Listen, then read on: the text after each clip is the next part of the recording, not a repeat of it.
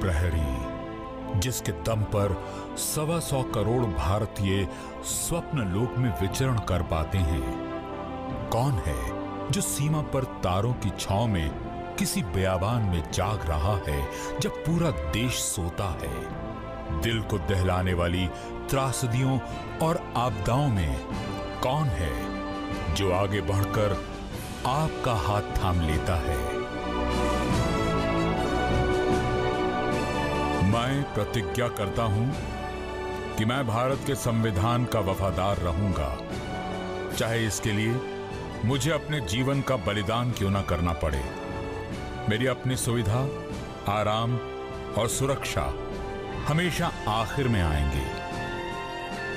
ये शुरुआत है साहस के सफर की।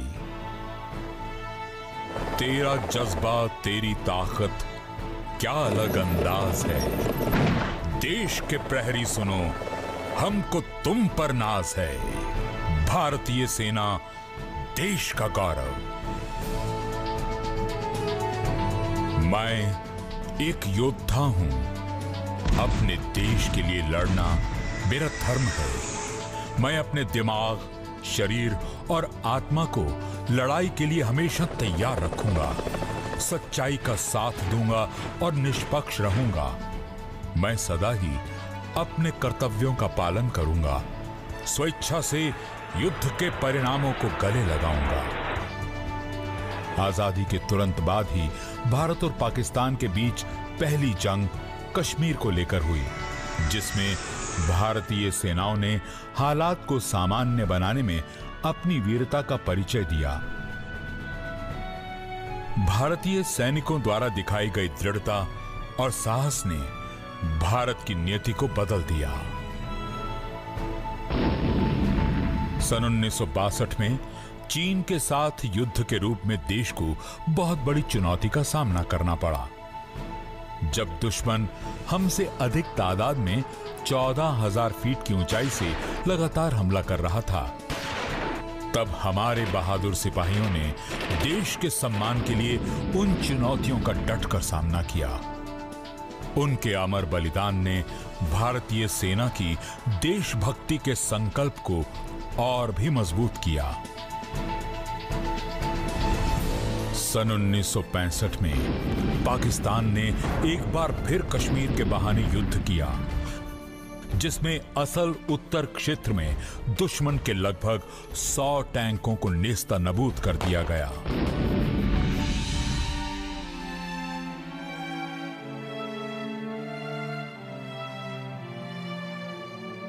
दुश्मन ने 1971 में एक बार फिर से भारत पर आक्रमण किया। इस युद्ध में पाकिस्तान को बहुत बड़ी हार का सामना करना पड़ा। पूर्वी पाकिस्तान आजाद हो गया और एक नया देश बांग्लादेश बना।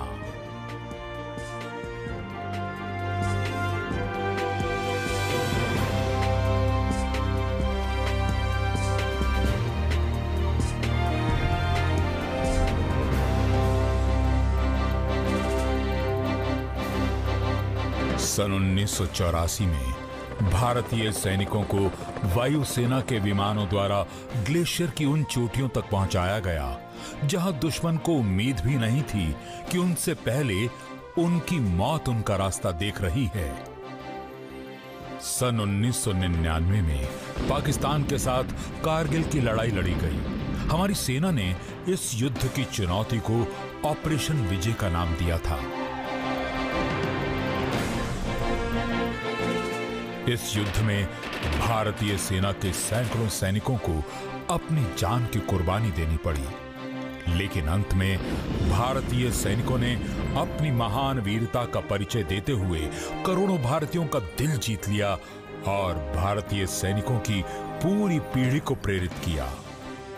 कैप्टन विक्रम बत्रा की शहादत से ये दिल मांगे मोर का स्लोगन पूरे देश में गूंज उठा। आज हमारे सैनिक एक ऐसे दुश्मन का सामना कर रहे हैं जिनका कोई चेहरा नहीं है। भारतीय सेना नित्य प्रतिदिन एक प्रॉक्सी युद्ध लड़ रही है, जम्मू कश्मीर के दुर्गम क्षेत्रों में सरहद पार से आने वाले घुसपैठियों को रोकती है। यदि उनमें से कोई भी दुश्मन हमारे इलाके तक पहुंच भी जाए तो हमारी सेना स्थानीय पुलिस और अर्धसैनिक बलों के साथ मिलकर उनके गलत इरादों को कुचल डालती है। देश के सुदूर क्षेत्रों में भी वहां की आवाम के हित में कार्य करती है। भारतीय नागरिक जो किसी अन्य देश में रहते हैं, उनकी सुरक्षा का दायित्व भी हमारी सेना बखूबी निभाती है। हाल ही में यमन और लीबिया में भारतीय नागरिक संकट में फंसे थे। उन्हें भारतीय नौसेना एवं वायुसेना का पूरा सहयोग मिला। भारतीय सेना जो काफी समय से युवाओं की कर्मस्थली रही है, आज वहां महिलाएं भी विभिन्न रोल बखूबी निभा रही हैं। और इसी श्रृंखला में सन 2016 में 3 युवा नारियों ने पहली महिला लड़ाकू विमान चालक बनने का कीर्तिमान स्थापित किया। रजिया सुल्तान और झांसी की रानी की इस धरा पर आधुनिक भारतीय नारी सशक्त बलों की कसौटी पर कैसे न खरी उतरती। भारतीय सेना की पहचान न सिर्फ एक योद्धा के रूप में है, बल्कि मानवीय गुणों से ओतप्रोत एक मददगार फरिश्ते के रूप में भी है। फिर चाहे अंडमान निकोबार के समुद्रों की सुनामी हो या भुज का भूकंप, कश्मीर और गुजरात में आई बाढ़ हो या उत्तराखंड में फटा बादल, हर आपदा के प्रबंधन में भारतीय रक्षा बल ने एक देवदूत की भूमिका निभाते हुए करोड़ों लोगों के आंसू पोंछकर उनके दिलों में राज किया है। विश्व के अनेक राष्ट्रों में संयुक्त राष्ट्र द्वारा स्थापित किए गए शांति अभियानों में भी हमारी सेना ने अपनी जान की परवाह किए बिना सक्रिय भागीदारी निभाई है। इससे दुनिया भर में भारत की छवि को एक नया मुकाम मिला। हमारी सेना मित्र देशों के साथ सैनिक अभ्यास भी करती है, जिससे आतंकवाद से निपटने के नए तौर तरीकों की जानकारी आपस में बांटी जाती है। इन्हें नए हथियारों, संयंत्रों और नई तकनीकों को अपनी रोजमर्रा की जिंदगी में शामिल करने के लिए रोज नए प्रशिक्षण भी लेने की जरूरत पड़ती है। समुद्र तटीय क्षेत्रों की रक्षा का दायित्व भारतीय नौसेना के हाथों में है। भारतीय नौसेना परिस्थिति अनुरूप अपने समुद्री रणनीति को पुनः संगठित कर सभी कठिनाइयों को मद्देनजर रखते हुए इस फ्रंट पर भी विश्वसनीयता कायम रखने में सफल हुई है। अपनी बहादुरी की भावनाओं को एक भारतीय सैनिक इस तरह बयां करता है: मेरा स्वभाव कोमल, दयालु और मानवीय है, पर याद रखें, जब बात मेरे देश और देशवासियों की सुरक्षा की हो तो मुझसे डरें, क्योंकि मैं अनवरत घातक और शक्तिशाली हूं।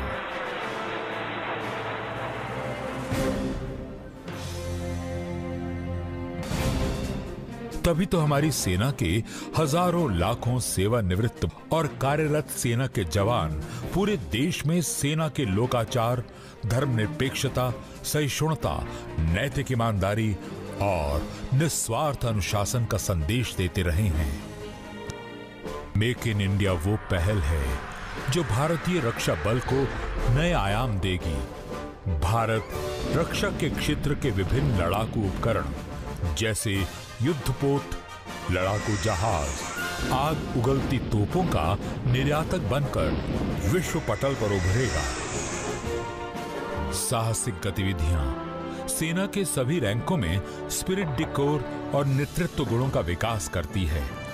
इसी कड़ी में सेना के खिलाड़ियों ने विश्व के विभिन्न मंचों पर तिरंगा लहराया है, जिनमें मिल्खा सिंह, कर्नल राज्यवर्धन सिंह राठौर, सूबेदार विजय कुमार, नायब सूबेदार जीतू रॉय, फ्लाइट लेफ्टिनेंट शिखा पांडे जैसे खिलाड़ियों के नाम प्रमुख हैं।